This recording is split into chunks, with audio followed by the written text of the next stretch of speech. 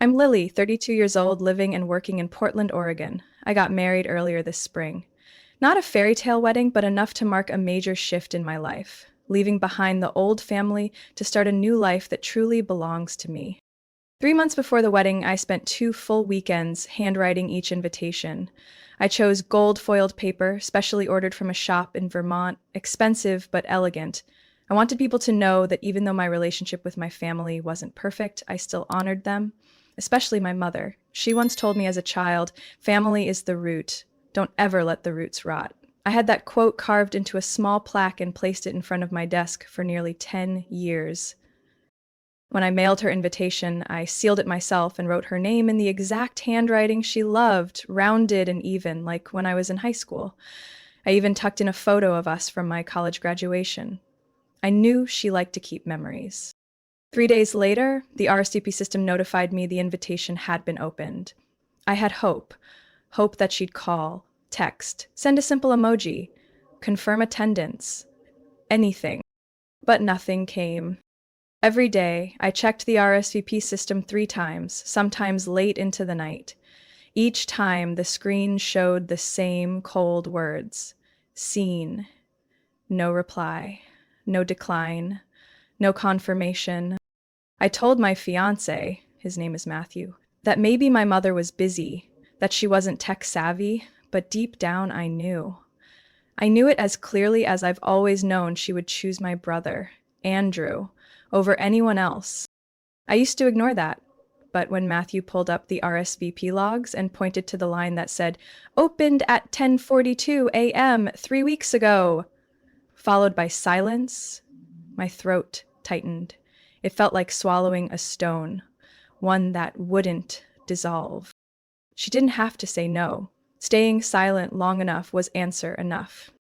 The wedding day arrived. The venue was a small licorice garden on the outskirts of Beaverton, with soft sunlight shining through floral arches. Matthew hired a live acoustic band, and his sister Melissa helped me choose my dress. His family came from Texas, flew in for an entire week to help set up, hang lights, and build the flower arch. They asked if I wanted to reserve a special seat for my mother. I nodded. That seat was placed in the front row next to Matthew's father. A name card rested on it. Angela Thompson. That was all that remained between me and her, a name on a card and an empty chair in the middle of a day full of people. I didn't cry. I still smiled as I walked down the aisle. I still said my vows as if no one was missing. But when the reception ended and people were dancing, I glanced back at our table and saw the wedding cake slice placed carefully in front of my mother's chair, still untouched. That night, I brought that slice home, put it in a container, and stored it in the fridge. I didn't know why. Maybe it was to prove I had saved her a spot, that I hadn't forgotten, that I waited. But the next morning, when I opened my phone, I saw something else. Instagram, a photo posted at 2:17 p.m., the exact time I was reading my vows. My mother, sitting on the grass near Crystal Lake, smiling brightly next to Andrew and his fiancée, Kylie. A picnic spread with white wine, sliced sandwiches, brie cheese, and strawberries. The caption read, "Family is everything." It wasn't a signal failure. It wasn't because she was busy. It wasn't a lost invitation. She made a choice. She didn't show up on the most important day of my life because she chose to picnic with the only people she deemed worthy of carrying the Thompson name. And that was the moment I understood. I was never part of the roots she talked about, because truthfully, she never planted me there. I knew the feeling of being sidelined didn't start with the wedding invitation. Since I was a child, I had to learn to accept that in my mother's eyes, I was always the second choice. Or maybe never a choice at all. I remember the day Andrew was selected as student ambassador at his high school. My mom threw a small party at home, invited the whole family, baked a cake, and hung a banner that read, "Proud of my son." I was standing in the kitchen at the time, holding my handwriting practice book. I had just earned a perfect score in a statewide penmanship competition. No one asked. No one mentioned it. When I got accepted into a specialized graphic design program at UCLA, my mom just said, "That's nice, but don't forget about your family. After all, Andrew's the one who'll inherit everything." I wasn't sure what everything meant. Our family lived in a one-story house in North Salem. There was no company, no farmland to inherit, but my mom always said it as if Andrew was born to receive the things I clearly didn't deserve.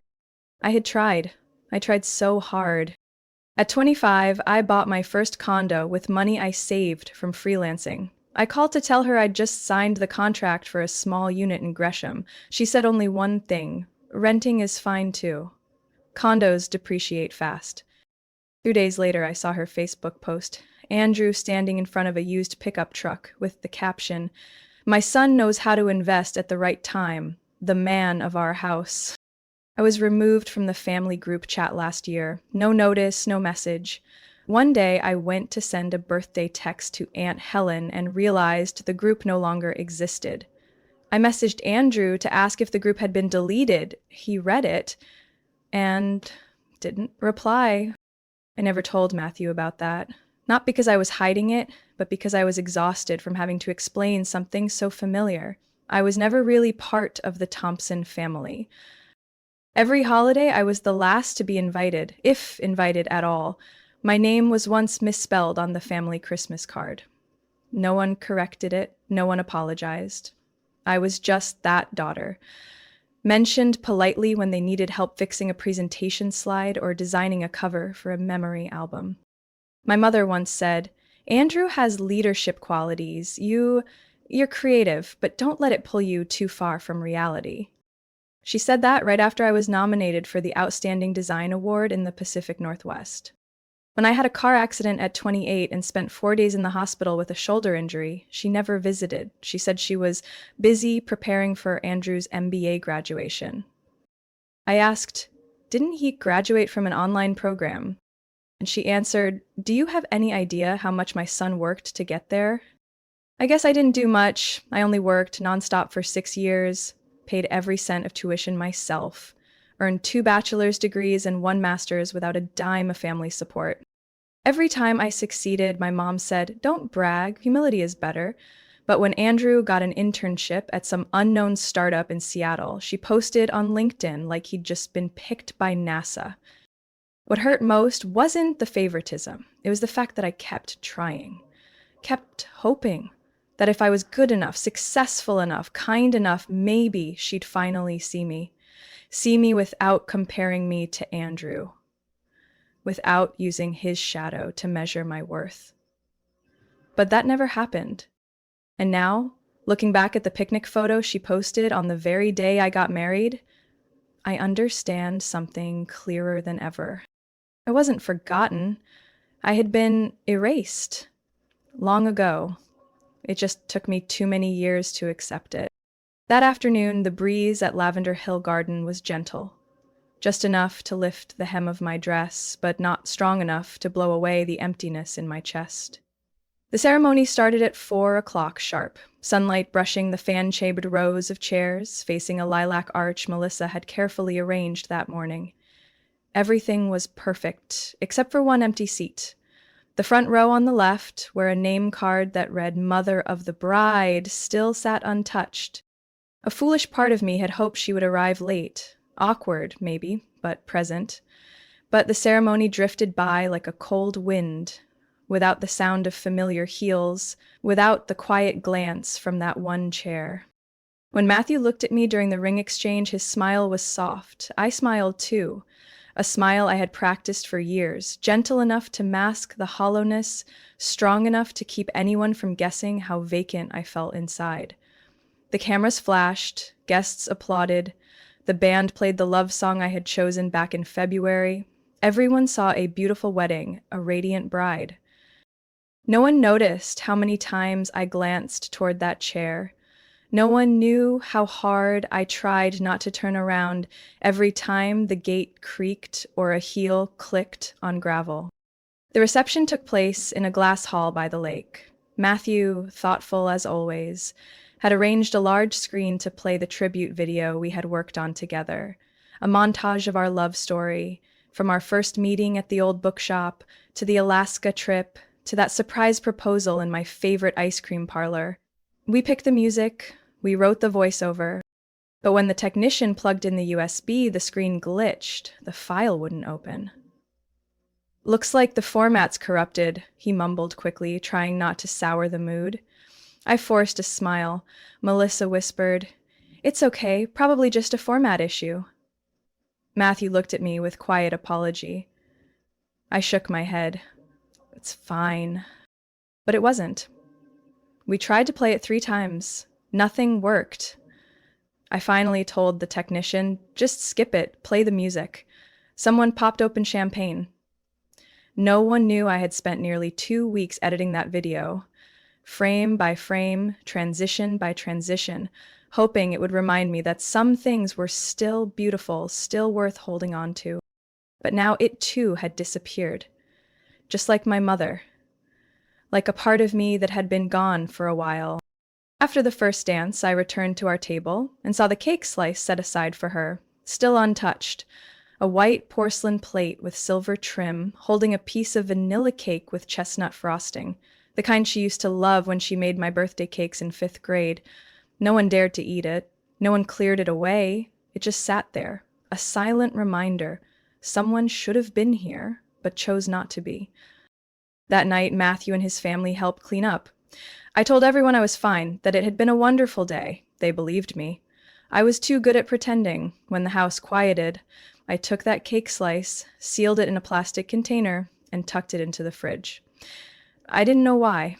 Maybe just to prove I had saved her a place, that I hadn't forgotten, that I had waited.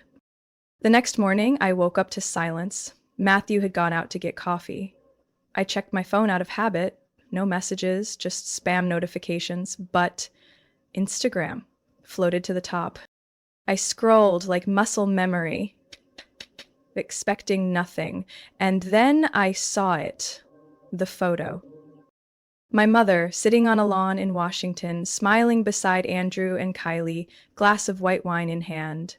Behind them, picnic chairs, a fruit basket, white chrysanthemums, a tart. The caption, "Family is where the heart is nourished." I checked the timestamp, 4:06 p.m., right as I was reading my vows to Matthew. I didn't hyperventilate. I didn't cry. I just sat there, the blue screen lighting up my palm. Then, a memory surfaced. Something my mother once said when I was 12, after I was cut from the dance team because no one showed up in time to pick me up. Sometimes, you have to learn to walk home by yourself. I had walked home, a very long way, and yesterday I walked down the aisle by myself, too, no matter how many people were clapping around me. 3 weeks after the wedding, I got a call from Aunt Ruth, my mom's youngest sister. She lives in Spokane, has a blunt personality, and rarely calls unless something's truly serious. I was in the kitchen making coffee when my phone rang. "Lily, I'm sorry to call out of the blue, but you need to know something. It's about your mom and your house in Gresham." I froze, heart skipping a beat. That house meant everything to me. The result of 6 years of relentless work, hundreds of freelance projects, and too many sleepless nights spent editing designs. It wasn't big, just a small single-story home with a backyard. But it was mine, not anyone else's. Your mom, it looks like she used your home address and your name on a loan application.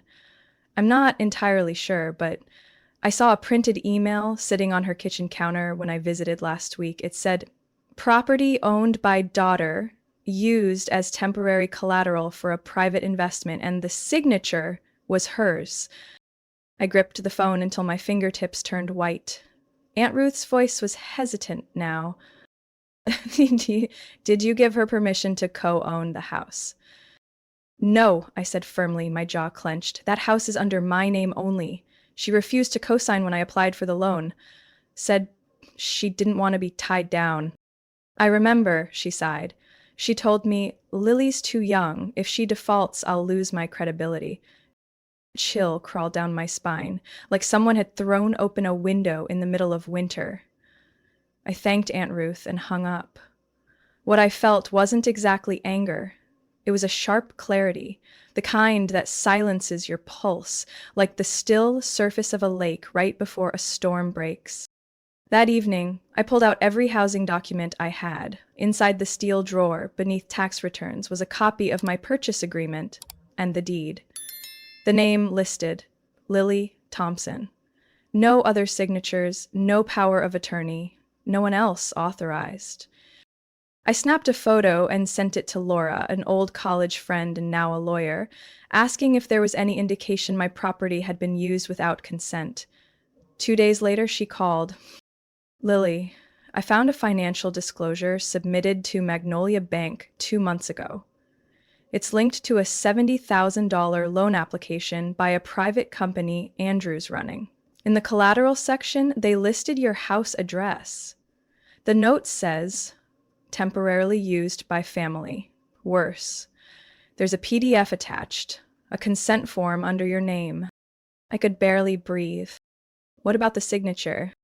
Scanned print, Laura said, her tone low. No notarization. I think it's forged. It wasn't just my mother using my name. She had forged my signature to help Andrew secure funding after refusing to co-sign for me 5 years ago because she couldn't trust her own daughter financially. That afternoon, Matthew came home and found me sitting on the living room floor, surrounded by papers. He knelt beside me, placing a hand on my shoulder. I didn't look at him. I only whispered, I'm about to lose the one thing I built with my own hands. Matthew didn't speak. A few moments later, he stood up, pulled a folded document from his backpack, a printed bank record tied to my mom's loan application. I went to Magnolia. Someone I know works there. I got an internal backup copy. There it was, my name, bold under related property. At the bottom, a squiggled signature that resembled mine, close enough to pass at a glance. But it wasn't mine. I stared at the paper, then slowly folded it. No screaming, no crying. For the first time, I didn't crave an explanation from my mother. Because I understood. Her silence on my wedding day wasn't an oversight. It was a choice, a deliberate one. That I was only useful when needed, and invisible when I wasn't. That night, I set my alarm for 6 a.m. Tomorrow, I'd visit the notary's office to file a legal affidavit of ownership and submit a formal request to investigate the forged signature with the bank. I had nothing left to lose, and this time, I wouldn't back down. 1 week after I submitted the forgery verification to Magnolia Bank, I received an email from their legal department confirming an active investigation. But what surprised me more was a call from the front desk receptionist at the office building where Andrew rented the third floor for his company, Greencrest Capital Advisors. Is this Lily Thompson? Someone just mentioned you in the meeting room next door. I thought you should know. I froze, my coffee cup trembling in my hand. Did you say they're talking about me? Yes. I can't record it, but if there's anything you need to confirm, now might be the time. I didn't answer right away, but 10 minutes later I had left my office, carrying a second phone, the old one I kept as backup. I knew Oregon law allowed one-party consent for recording if I was lawfully present, but I didn't plan to enter. I just intended to listen from outside. The building on 16th Street was quiet at midday. I moved quietly up the stairs, already knowing Andrew's usual conference room sat at the end of the third-floor hallway. As expected, the wooden door was slightly ajar. I set the phone on the windowsill by the door, hit record, and stepped back as if waiting for someone. My heart pounded like a drum in my ears. The first voice rang out, unmistakable, my mother's. That girl's just playing victim, filing a claim like she's been wronged. What does she even have besides that old house? I stiffened. There was the sound of water being poured, then Andrew chimed in. Told you, Mom, you shouldn't have used Lily's name. She always nitpicks, turns everything into a crisis. Then came Kylie's voice, his fiancée, soft but edged with mockery. She was never meant to inherit anything. She's just a stepping stone in your success story. That wedding was just a rehearsal. Everyone knows ours is the real event. My mother laughed without even trying to hide it. She thought a backyard wedding with a live band made her elegant. Please, everyone was bored stiff. They just didn't say it. Out of pity. I clenched my fists so hard my nails broke skin. Kylie went on. You know what I heard? Lily hired a lawyer. She probably thinks she can overturn everything. But in the end, the house still belongs to your mom. The reputation still belongs to you. Andrew's voice dropped, now cold, steel-like. We need to prepare. If she takes it to court, we'll need a plan. My mother's tone turned low and deliberate. Just say she's unstable. She's always been overly sensitive, thought everyone hated her. People will side with the family over someone who isolates herself. That last sentence felt like a slap. I couldn't listen anymore. I walked down the stairs, my head buzzing, my heart pounding like I was running away from my own bloodline. When I got home, I sank onto the hardwood floor of the living room, hands trembling as I pressed play on the recording. Every word, every line cut like a knife through the silence I once mistook for indifference. It wasn't accidental. It was calculated. It was rejection strategized and spoken aloud. That night, I backed up the audio to 3 different devices, stored it on an external hard drive, sent copies to Laura, my attorney, one to Matthew, one I kept for myself, like a piece of sanity I needed to hold on to. The next morning, I printed every line from the transcript, highlighted names and timestamps. At the top of each page, I wrote, I no longer have doubts. This is evidence. Never in my life had things felt so clear. I was never treated as real family. I was only a name to use when convenient and to discard the moment I didn't fit the story they wanted to tell. That Saturday afternoon began with soft sunshine and an overly salty pot of chicken stew. I arrived at Aunt Karen's house in Vancouver, Washington, where the annual spring family gathering was held, a tradition meant to preserve the illusion that our family was still somehow whole. I usually skipped it. But this time I came with a purpose. Not to eat, not to reconcile, but to end it. Matthew came with me. He didn't say much, just asked, Are you sure? I nodded. The USB drive in my purse felt heavier with each step I took across the backyard lawn, where folding chairs circled the buffet tables. Kylie was the first to notice me. She was pouring lemonade into a glass, dressed in a pale yellow sundress like she was prepping for a bridal photo shoot. She blinked in surprise, then turned away so fast she nearly spilled the pitcher. Andrew was chatting with Uncle Peter about crypto investments. I didn't care. My mother. Angela stood in the middle of a group of middle-aged women, holding a dessert plate, her smile just polished enough to keep up appearances. She hadn't seen me yet. I walked straight to the main table, where the Bluetooth speaker and laptop were set up for background music. Matthew stood beside me, plugged in the USB. I looked around. Excuse me, everyone. May I have a moment? The yard went silent. Aunt Karen stopped slicing bread. Uncle Don, mid-laugh, went quiet. A few relatives looked unsure of who I even was. I'm Lily, Angela's daughter, and I'd like to share a recording.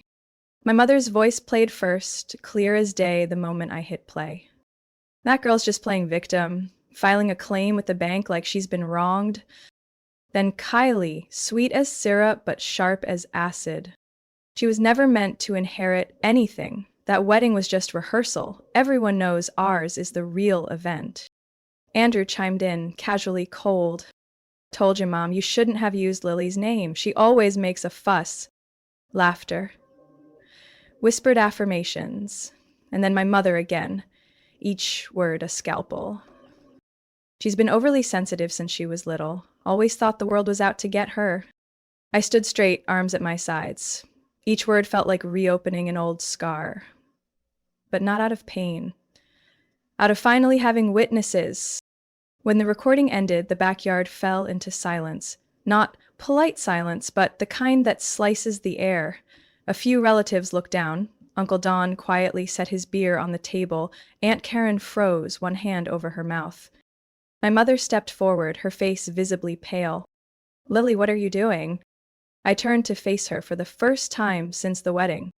Just playing back your own words. Everyone deserves to hear them. She clenched her hands. Kylie stepped forward. This is so disrespectful. Matthew cut in, calm but firm. No. Disrespectful is forging someone's signature to get a loan. Andrew opened his mouth to respond, but no one backed him up. A few relatives stood and began leaving the buffet area. No yelling, no applause, just quiet motion. And something in me, something that had long tried to hold these people close simply because we shared DNA, finally let go. I pulled the USB out of the laptop, slipped it into my bag, and looked at my mother one last time. I'm not doing things the way this family does anymore. Silence, endurance, pretending everything's fine. I've already learned to live without you on my wedding day, and I'll live just fine without any of you in the story of my life. I turned around. No one stopped me.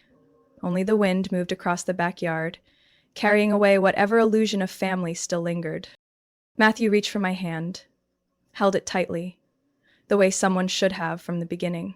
And for the first time, I left a family gathering without shame. Only truth and freedom in my hands. 2 days after the family gathering, a photo popped up on Facebook that hit me like a punch to the chest. My mother, Angela Thompson, stood in the front yard of my house, holding a teacup, wearing that polished smile she'd perfected from years of hosting church fundraisers. She angled her body just enough to show off the lavender bed on her left with the white wooden porch that Matthew and I had painted ourselves last fall in the background. The caption below read, 30 years of building and preserving a family legacy, finally back where it belongs. Hashtags included matriarch legacy _ Sumpson heritage. I read it 3 times, not a single mention of me, not one word acknowledging that I was the one who bought the house, made the payments, fixed every gutter, laid every tile. In her version of the story, I, the legal homeowner, didn't exist. And that was the moment I stopped staying silent. The next morning, I posted publicly in the Gresham Community Neighbors Facebook group, a space where locals shared safety alerts, home repair tips, and weekend BBQ invites. I'd followed it quietly for years, never once posting. But this time, I knew exactly what to say. Post title, Clarifying Ownership of 1324 Timberline Ave. For transparency's sake. Hello, neighbors. Recently, I came across a public post that could lead to confusion regarding the ownership of the property at the above address. To prevent misinformation, I'd like to clarify the following.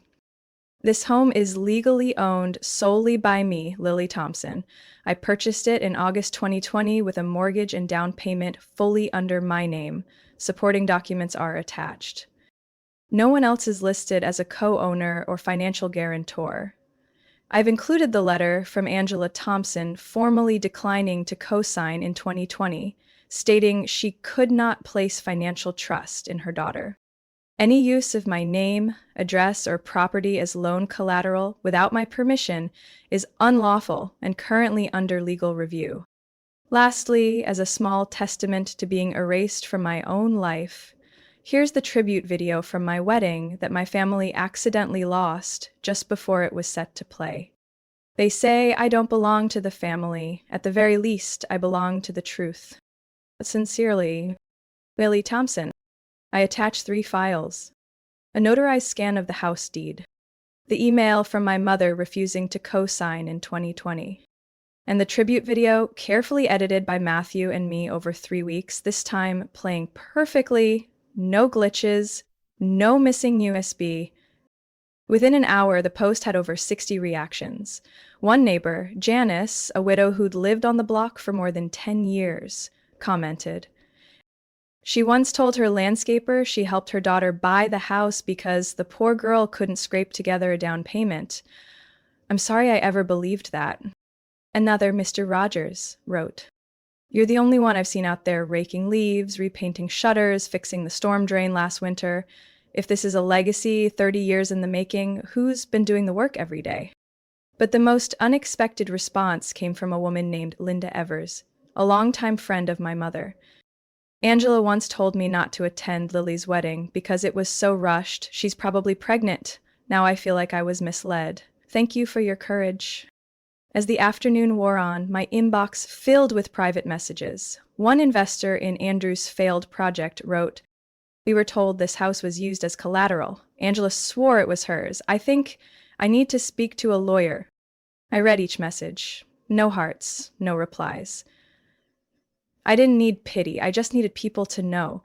Lies only become truth when they're allowed to go unchallenged, especially when the loudest voice isn't the most honest one. That night, as I read through the comments for the third time, Matthew placed his hand gently on my shoulder. You okay? I nodded. Not okay, but for the first time, I don't feel alone.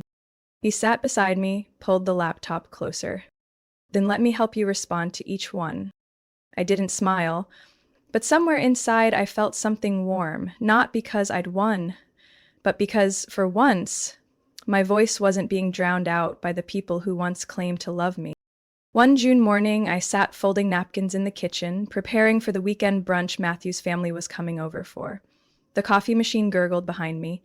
Out in the yard, my father-in-law was showing the kids how to set up a folding table, and my mother-in-law was slicing strawberries with the precision of a seasoned chef.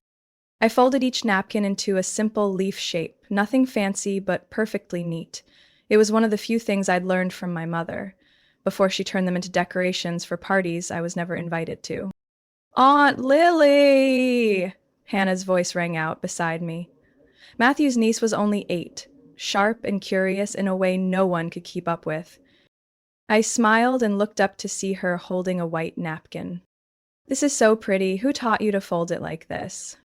I looked at her, and for a second I saw myself. Back when I still believed everything in life could start over with a simple apology.